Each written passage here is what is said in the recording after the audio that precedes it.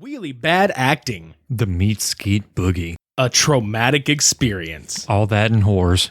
A lot of whores. Man, now I'm hungry for sex. Super Media Bros.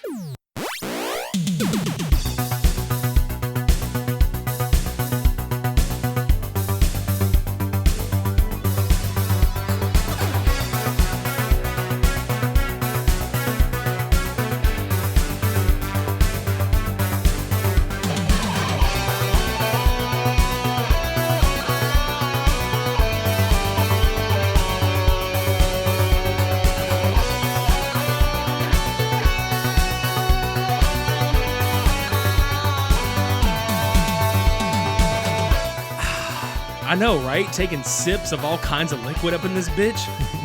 With some Crystal Crunch. Crystal Crunch and a glass with some liquid poured over it. Watching a gang called the Cycle Sluts on motorcycles, and then hair salons with some fucked up wax that looks like honey mustard sauce. Chez Yvonne. Whatever that means. It's Yvonne's house, or House of Yvonne. Oh, yeah. Yeah. Welcome to episode 132 of the Super Media Bros podcast. I am Midnight Agent Raw. And I swear I'm not that sexual. Oh, God, no. Even after watching this, it's just, oh, God, no. Like, I gotta go wash myself like 10 times over. I had to take 4 showers in a row after watching this fucking duo. With steel wool. They looked like they had steel wool rubbed all the fuck over them in certain scenes. Well, either that or it was like battery acid poured on them. Same difference. Yeah. So this week on Cult Cinema Showdown 53, we've got Hot Wax Zombies on Wheels versus Chopper Chicks in Zombietown. Before you ask, no, we're not kidding. We really are not kidding at all. We're reading from the paper and the screen in front of us. It literally says Hot Wax Zombies on Wheels. Chopper Chicks in Zombietown. Also known as Chrome Hearts. This is before Troma bought the rights to this movie and re-released it. And Hot Wax Zombies on Wheels is a 1999 film that was recently given redistribution by Cinema Epic. Home of Samurai Cop. Our favorite bad movie. That's what I'm saying. Like, so we had to fucking do it. You know we had to do it to him. Which one do you want to start with first? Let's deal with the Cycle Sluts. Chopper Chicks in Zombietown. Son of a bitch. Troma is infamous for if they've got somebody that was like a future Hollywood star in one of their movies from way back in the day, they'll put that shit on Front Street on the DVD case. Billy Bob Thornton was this actor. And he played this, like, somewhat shitty husband. He played himself. Yeah, Who well... the fuck are we kidding? Well...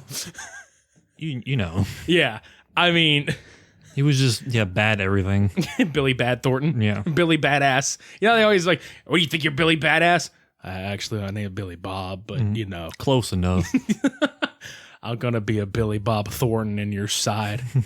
I'm a Billy Bob thwart everything about you. That's right. So, Cody, what is this movie about? Basically, it's a group of chicks called the Cycle Sluts riding town to town, getting laid with meat for about a day or two. Yeah, they come up on this really small town called Zariah and decided to be a little frisky. And we get introduced to 8 battle babes of biker badassery. Yeah, and while we're getting introduced to them, we kind of get introduced to the fact that this town is tiny. It is literally a blink and you'll miss it town. It looks like it's set out in the middle of the fucking desert.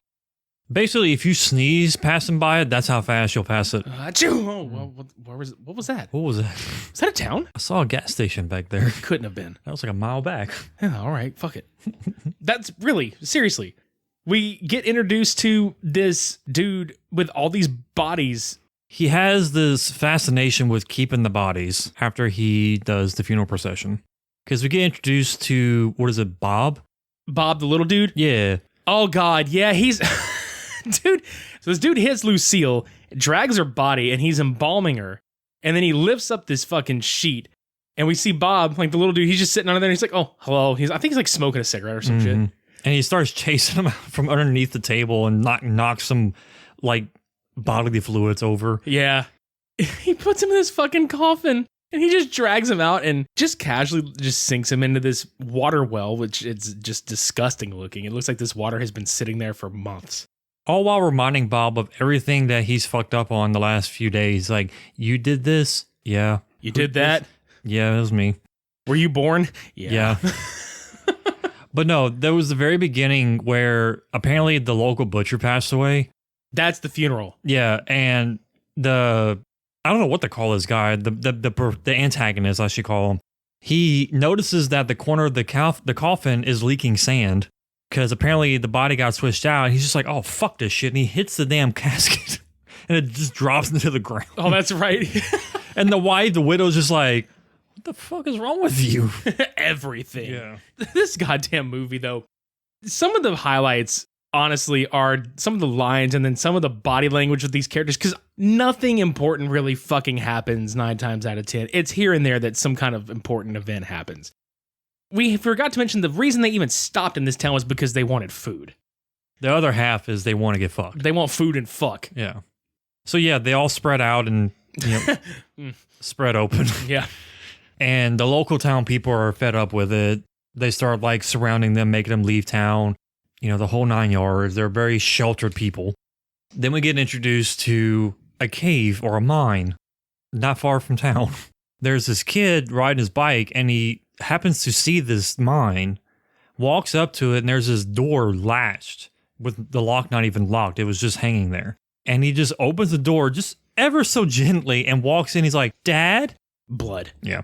Apparently, bodies start walking out from this door, leaking out into the world around them, and it's the zombies, which they didn't really look very zombie-ish besides just them walking real stagnant like. It just looks like what happens when me and Cody wake up too early in the morning. Picture a whole town without coffee when they first wake up. That's pretty much what it was. That's this. And then the fucking music. Let's not forget the shitty, it sounds like circus music. It sounded like a circus theme or like some kind of like goofy like clown music, basically. And it was just a bunch of zombies walking out.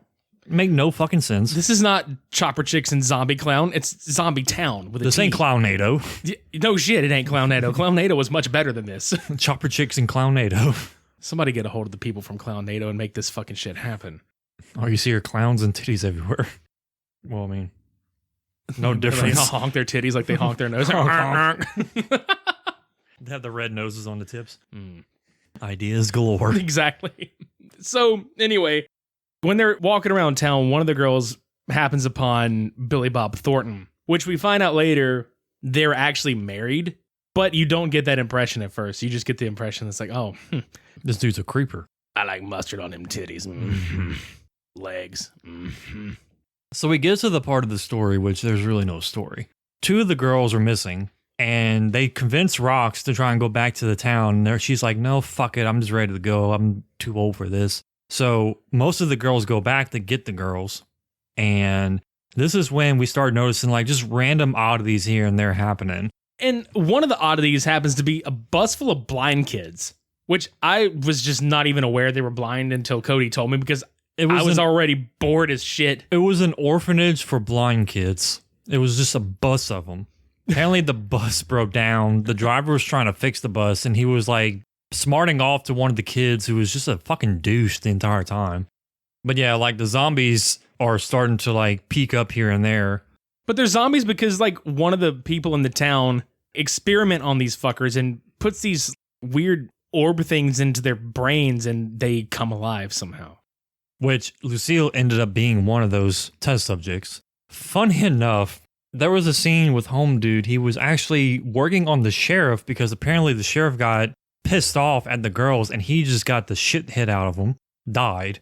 And then he got drilled into and put the little thingamadoos in his skull.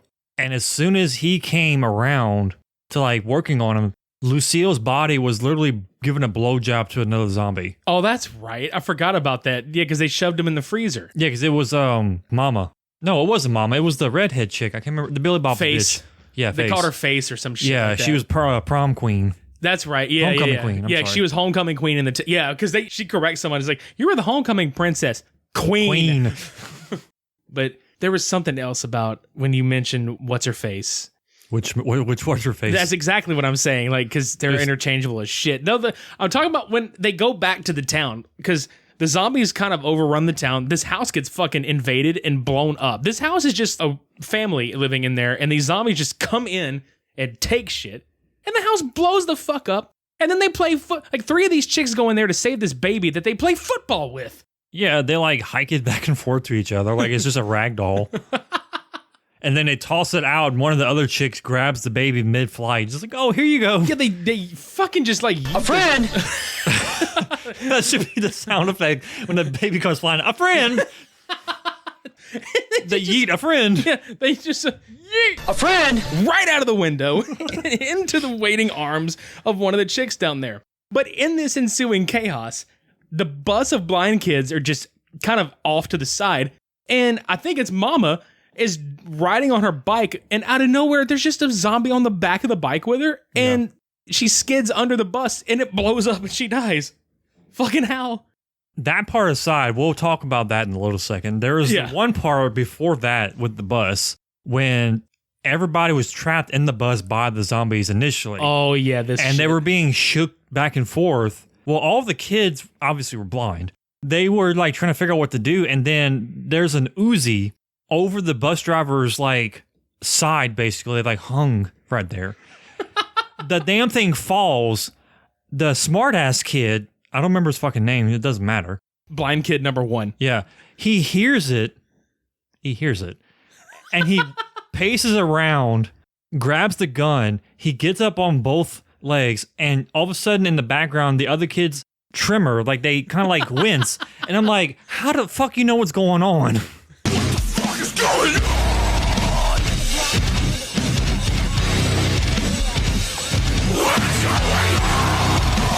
Because how the hell do any of these people know what Homeboy is doing, for one? He's like getting up, shooting this Uzi out in front of him, and surprisingly hitting all the zombies around him, but not even turning that direction. None of this scene makes sense, because how does this kid know the gun fell? What the fuck is going on? Exactly. Like he distinctly knows the sound of an Uzi falling onto a bus driver's seat. I heard that before. Yeah, it's like, oh wait, that's it.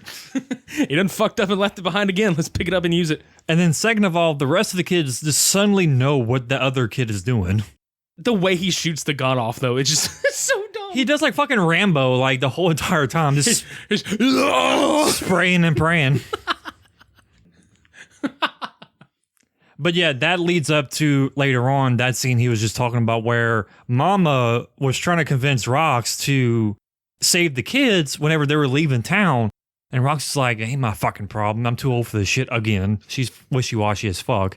So Mama drives off, full guns blazing on her motorcycle, gets clumbed over by a zombie, and she just slides underneath the bus and dies.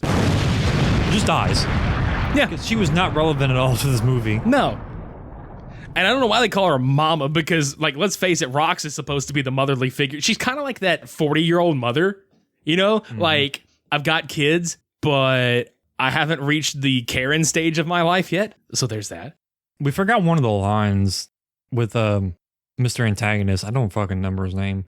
But he was sitting there talking to himself while he was working on the sheriff, putting the little doohickey in his head. It's like, you know, people just sit there and think that I do this for money or for fame. No, I just do it because I'm mean. Okay. He just fucking plays around with dead bodies because he just hates people. Just for the fuck of it. I hate people, so I'm going to play with this corpse. Yeah. But then we get to a part later on where there's like a barn outside of that main house, and it was one of the town folks' husband. And I think the mayor shoots him with a shotgun, and the wife's like, that's my husband you just shot. And he's like, that your husband's dead, you whore. Slaps her in the fucking face.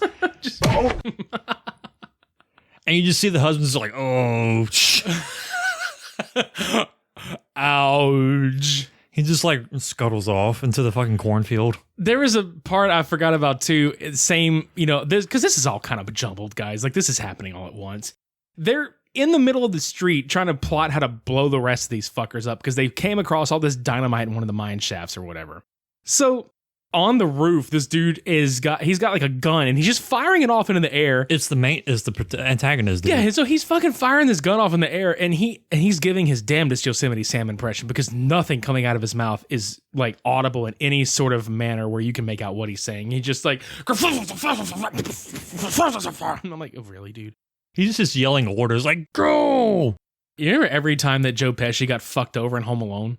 That's this guy, except not as funny as Joe Pesci. He's just a very angry old man. But yeah, he's like giving orders to the zombies, and the girls are like trying to figure out what to do. And Bob's like, oh, well, you got to knock their heads off. So they shoot to the hardware store, and they're like, oh yeah, this will knock their head off.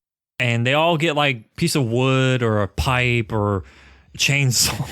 That's right, because they all pile into this car afterwards, remember? Because it's some of the chicks, it's Bob, and then it's the blind people. The hearse. Yeah, they pile into this fucking hearse that they've helped them escape the bus in. And one of the blind guys, like the main like blind dude, just kind of peeks over the seat, and he looks at Bob, and Bob is saying like, we got to help each other, and we got to get these people.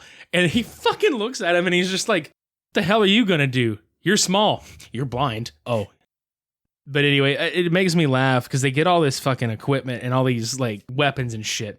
And they're just swinging them like if you would swing a bat trying to hit a baseball, and their heads just fly clean off. Not even like chopped off. They just bonk and they fall the fuck off.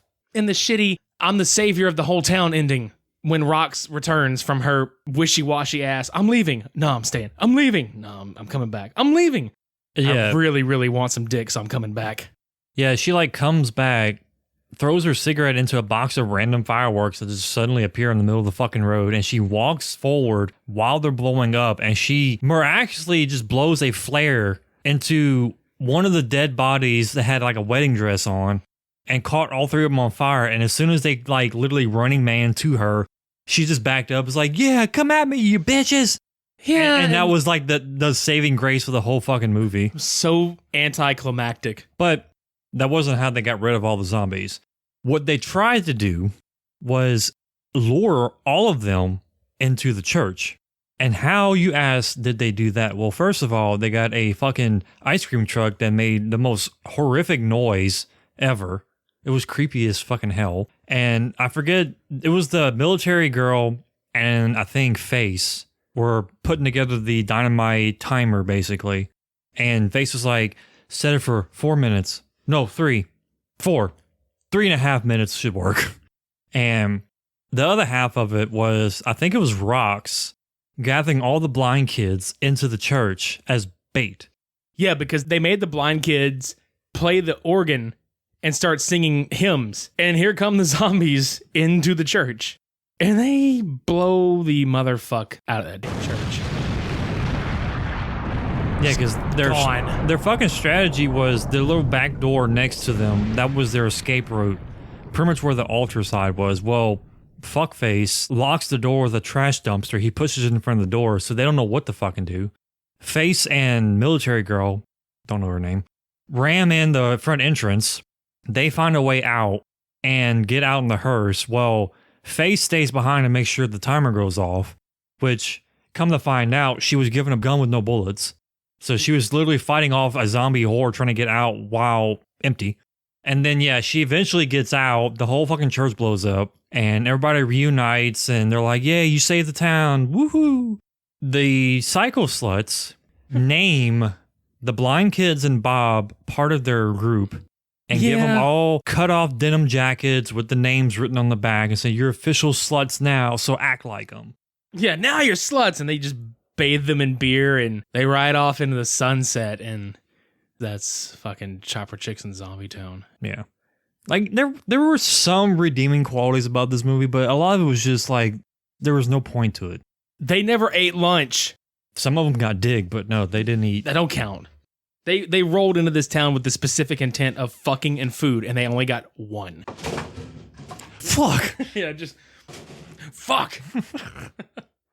But yeah, that was the whole movie in its entirety. And then we're just gonna drive on over to Hot Wax Zombies on Wheels. With the typical, okay, this is the poster for the movie, which has nothing to do with the actual movie. It literally looks like Natalie Portman in this like post-apocalyptic looking world on the poster. And then it's just like this. But that's the charm of it. That's such the fucking charm of the shit. It's so funny. I remembered this movie years ago. Probably was on HBO somewhere. I'm like, I'm not watching this fucking movie. Now, there is a warning that we have to read out before you watch this film. So Yeah, because this movie basically is like if Trey Parker and Matt Stone did a movie, but Trey Parker and Matt Stone didn't have shit to do with it. It was just like, hey, let's take their script and run with it.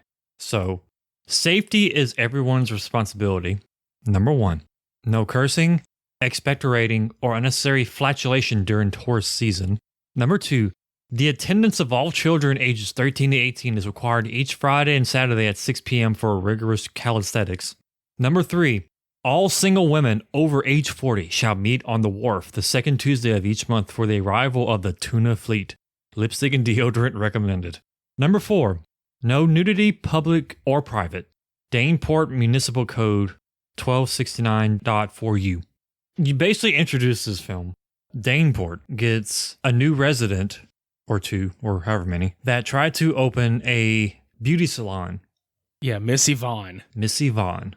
So we have, who is it? The main 3 people. Okay, so you've got Sharon, who is also part of the township. I don't remember what her role is, but basically she has to do with the city council. She's a councilwoman. Yeah, she's one of the main top people. Yeah, and this will tell you about the fucking humor of this movie and the town. The fucking city hall meeting room is in this place called Barnacle Bob's Seafood Buffet, and their meetings take place in the back walk-in freezer. And it's goddamn hilarious.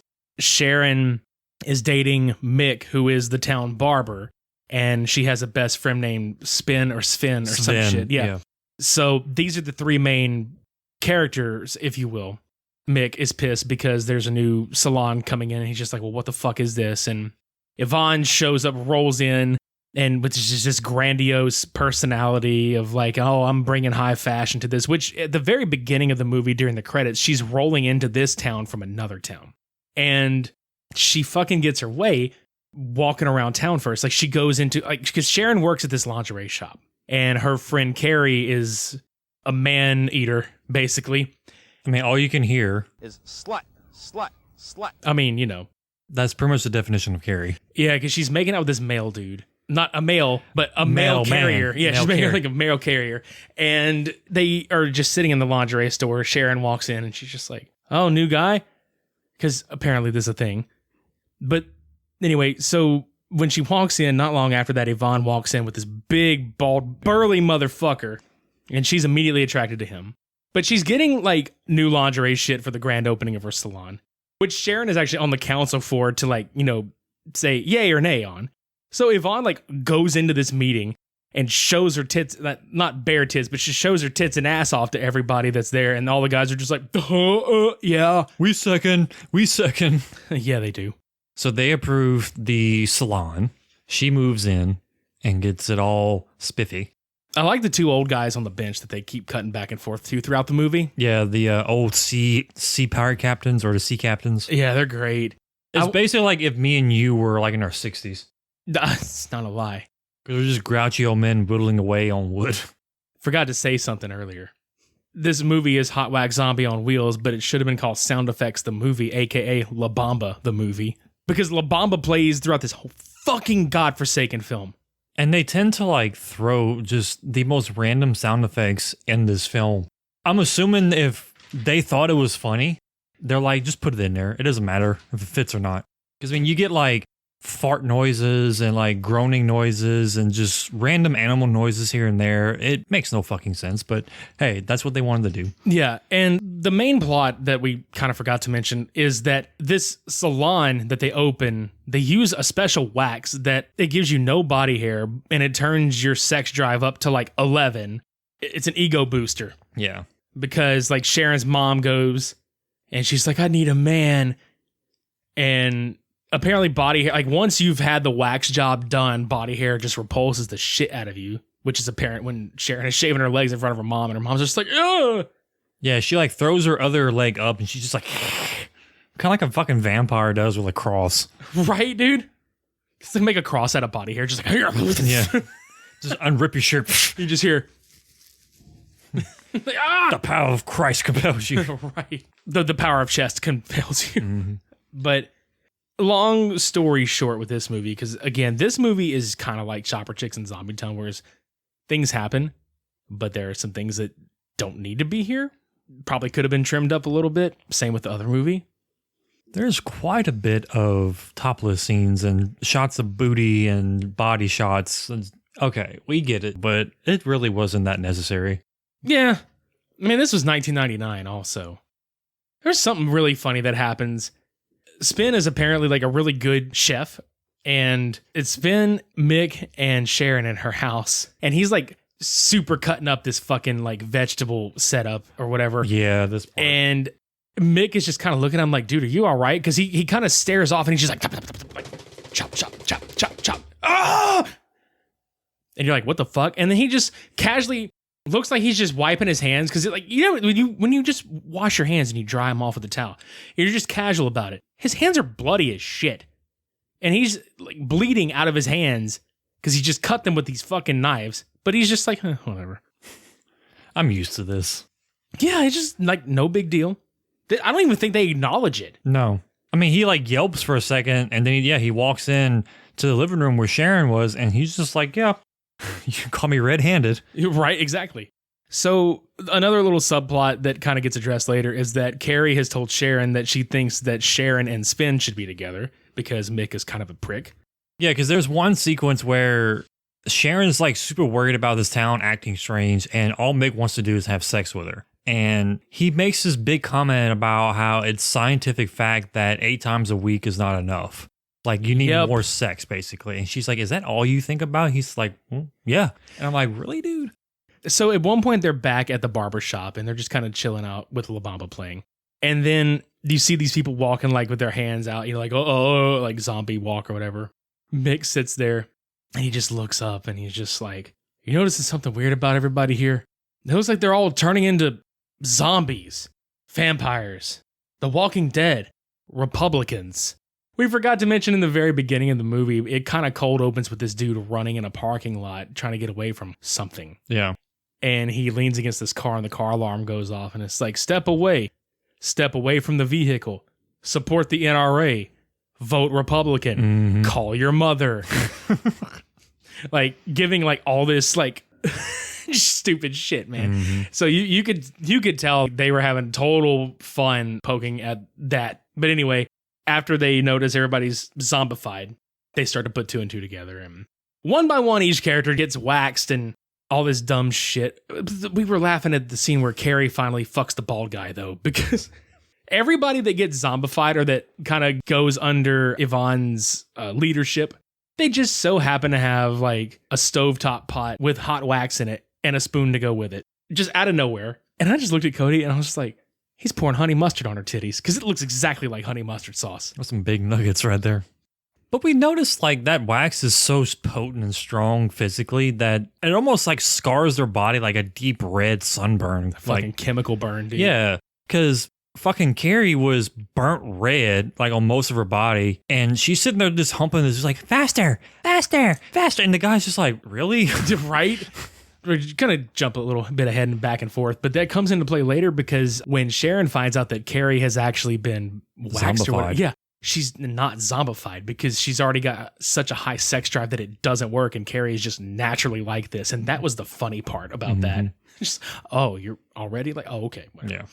What makes me laugh also is when Mick goes to the salon just to find out what it's about, and Yvonne just rises out of this tub of wax, and then you just hear, because she puts her hand down her wayside and you just hear, that stupid sound. We had effect. to stop the movie because, like, wait, was that my cat making the noise or was that the fucking movie? So we rewound it and listened really closely, and it's from the fucking film, and we both just like, oh my god, they fucking do it. Yeah, we cackled, like leaned forward, like watching Cody. Anytime I watch his reaction to something, I'll know like how intense it is. By the time he reaches up to take his glasses off and pinches the bridge of his nose, like, what the fuck? Like, we know that it's like face palm. Yeah. I did the double Picard face palm, and he did the nose pinch, took his glasses off. It's like, what the fuck? Because then it goes right after that to this dude in a Penske truck, and I know it's a fucking Penske truck because I used to drive one of those fucking things. And they're unloading all this furniture, and this chick just walks up to the guy, and she's like, hey. And they just start going to fucking Pound Town. And then he unloads on her, yeah. Exactly. And then the 2 old guys on the bench, the 2 old ladies go hit on him. I love it. They're sitting there just like, what the fuck? get off, get out of here. We'll make you walk the plank. Yeah. You old horse. That is absolutely absurd. We'll make you walk the plank. So dumb. But yeah, so Sharon somehow becomes horny and she wants Mick to come over and she starts calling Mick to come over. Yes. All while this is happening, La Bamba plays for the 300th time, but this time was very special because they're actually showing the lyrics to the fucking song as Sharon's calling Mick. And at one part, it's like, we don't know what they're saying. Yeah, we don't know what this means either. It's like, yep, it's the same song again. Sing it with us now. Another part of that same sequence was she was having a flashback to when the three of them were together eating dinner at the table. And Mick just reaches and grabs her cup of pudding and just starts eating it. And then she all of a sudden remembers that she's got pudding in the refrigerator. So she's like, huh, and just grabs it and eats it. And that's some of the comedy that I love about this movie, is that it's just random as fuck. Oh, we forgot to mention the Ute wood or whatever the fuck it is. Sharon came across both the captains in the very beginning of the film, and they were whittling wood. And she asked, well, what kind of wood is it? And said, you. And she's like, me? It's like, no, not you, you. And she's like, oh, the yew wood, Y-E-W. And spouted all these facts about how, it has medical properties and healing factors and spiritual properties, stuff like that, which I figured that's going to come into play as like the saving grace of the movie. So Sharon's being pounced on by two of the council members because one of them is the guy with the little microphone, like the speaking spell kind of thing. He has a little microphone. He's like trying to talk to her. It's like, oh yeah, once you get waxed, you'll never go back, basically. They're both trying to like hit on her like super strong, all while Mick came into the picture way before this part and he got shoved into the little like pantry right behind her. Apparently, the captains came in to save Sharon and threw wood shavings onto both of these guys and they just like freaked the fuck out. The wood cures the wood. Yeah, magical healing properties. Because they zoom in on their arms and you can see like the hair coming back. And the only thing that I could look at and think, I was like, God damn, their hands look like fucking E.T.'s hands.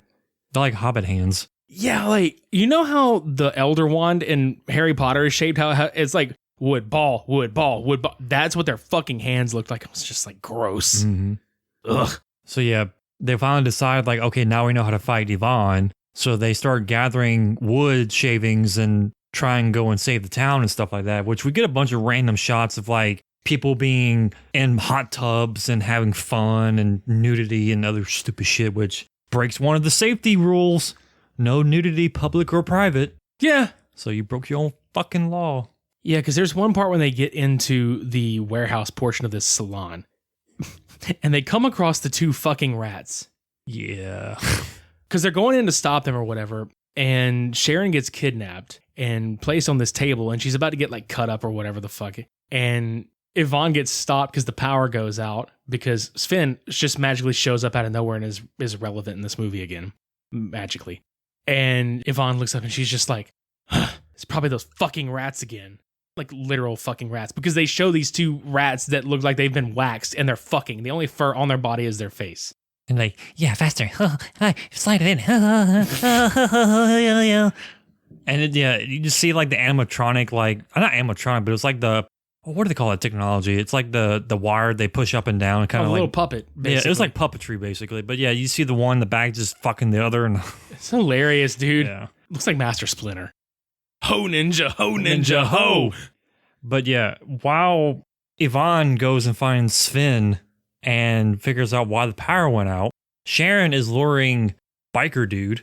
I don't know what to call him. Biker dude number one. Yeah, into some kind of like sexual desire. And this chick had fucking booby trapped her boobs with sawdust, sprung out from her chest and like hit him in the face. And he suddenly turned back into like an Elvis impersonator. Thank you very much. Yeah. And she walks out of the salon with like these big, massive springs. Sven comes up with his jacket and puts it over her and they leave town. So they figured out how they were promoting their business basically and getting everybody to come, literally. So they go to a radio station and start broadcasting all over the radio. It's like, hey, don't go to Yvonne's House of Wax or whatever the hell it was called because they're turning you into these sex-crazed zombies. And the radio hosts are like, really? Right. They're so interested in this idea. But then before they even got finished, Yvonne showed up It's the stupidest fight I have ever seen in my fucking life. because they're literally like either pushing each other with very little force or they're like holding each other like they're dancing. And Sven is just kind of figure out what the fuck's going on, what to do. And they eventually say, okay, you need to stop and get out. And it was one of the hosts because he was this like animal activist or like these all life is sacred kind of people. And he's like, no, you're not in here. So he pulls a fire extinguisher and he's like, now you get out of here, ma'am, right now. And I love that because she's just like, oh, okay. And just takes off. Like, that's all you had to do was just ask her nicely to leave.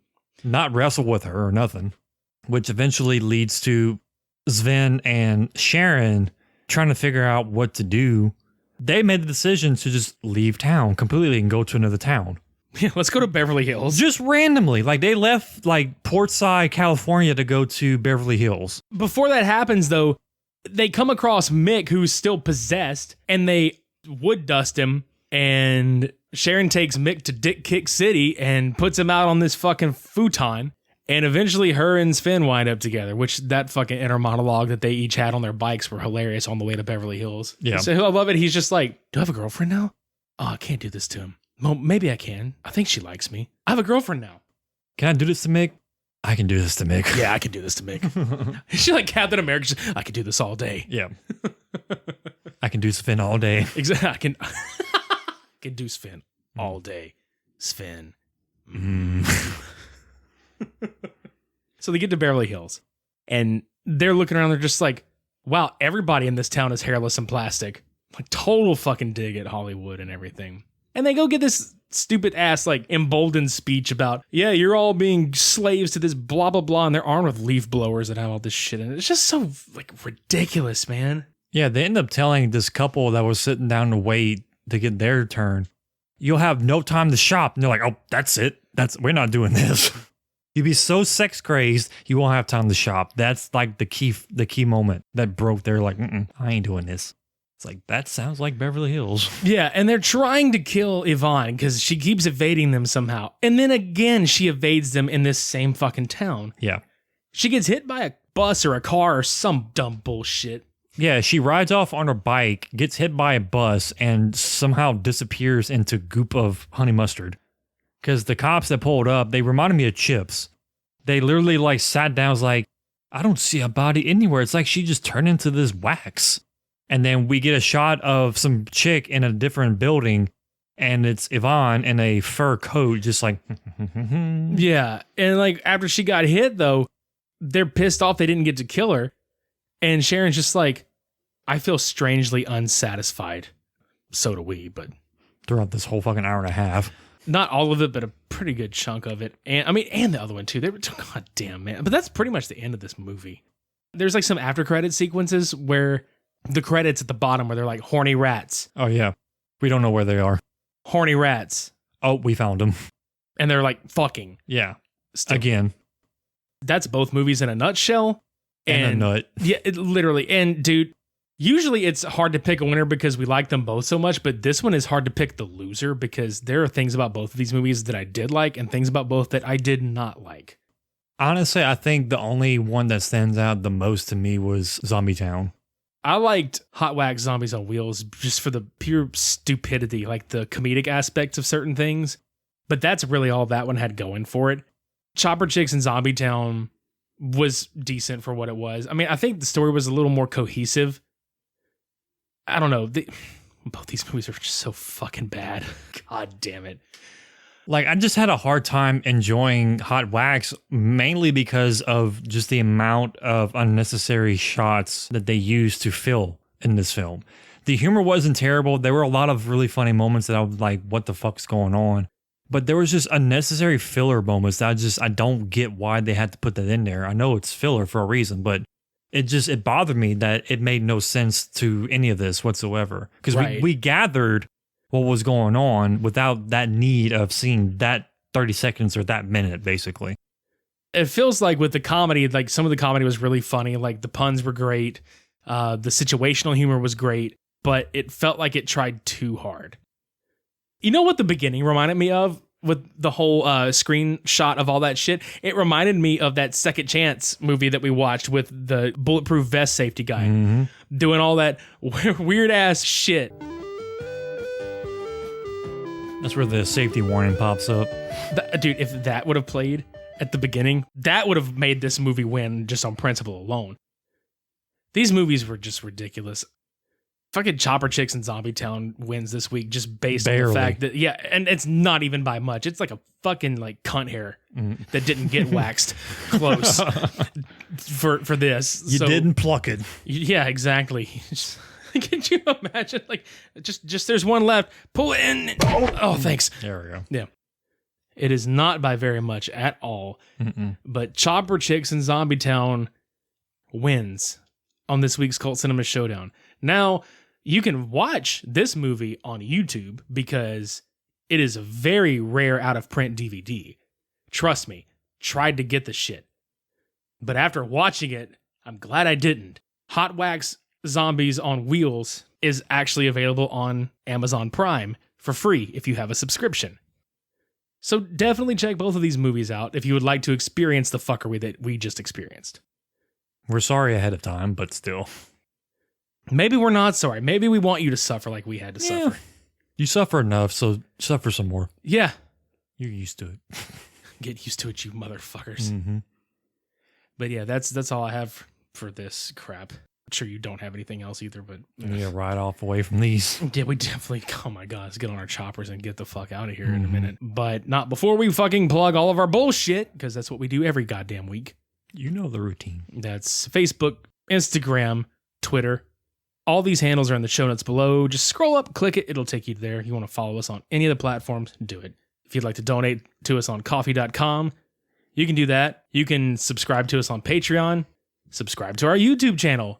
Are they still ringing the bell? I haven't seen much ringing. Oh, well, maybe you guys should fucking ring that bell so you can stay subscribed and stay in the know about new episodes that drop every Friday. I know some of you out there listen exclusively on YouTube. Tell your friends.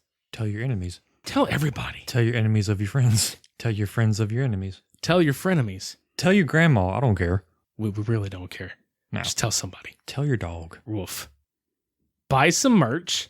We've got 2 variations of face masks in the store. We've got a tank top. We've got t-shirt. Maybe when winter comes around, we'll put a jacket in there. Who knows? But buy something. Rep you boys. Every price is as low as we can go. Just like our sanity and our morals. Dude, I had so much coffee trying to get through this fucking, these movies. It's getting to me. Like, I've had so much coffee and not enough sleep. Maybe if you're watching these movies, load up on caffeine. Or some kind of like liquid adrenaline. That's the wax. Yeah. Maybe you should watch these movies while getting waxed. Or just eat honey mustard. You know, that sounds like a better idea. Let's get some special like magical properties and that shit. Some popcorn chicken, some honey mustard sauce. Yeah. Get fat and fap. Wax on, wax off. You know the routine. Is there anything else we need to plug? No. We done plugged enough. We plugged their ear holes. We've seen a lot of people plugging each other's holes. Don't want to go unplug. Yeah. MTV Unplugged. This is very loud. Yeah. Why? We're sorry. We're sorry we're blowing your eardrums out with this music. That was Cult Cinema Showdown 53. Until next week, I've been Midnight Agent Raw. And I'm Okami. What? Huh? What? Shades on? We're off? Ooh.